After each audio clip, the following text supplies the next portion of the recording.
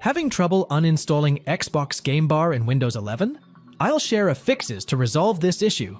Stay tuned for solutions to ensure you can manage and uninstall Xbox Game Bar effortlessly on your system. Right-click the Windows button and select Windows Terminal. As an administrator in here, just copy-paste the following command from the description below, and then press on Enter. This will uninstall the Game Bar, and afterwards you have to restart your PC. But to reinstall the app again, simply go to the Microsoft Store, then search for the Xbox Game Bar and reinstall it.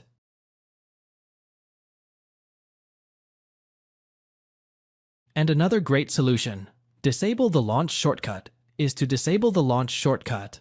To do this, press the Windows button, then select the Settings icon. And afterwards, on the left pane, just click on the Gaming section. Then on the right side, click on Xbox Game Bar.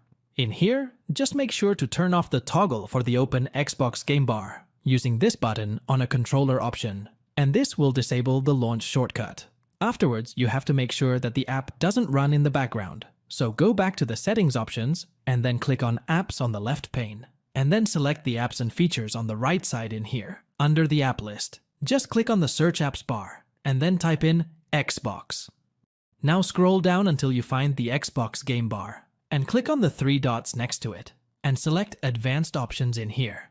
Scroll down again until you find the background Apps Permissions, and then click on the drop-down menu underneath it.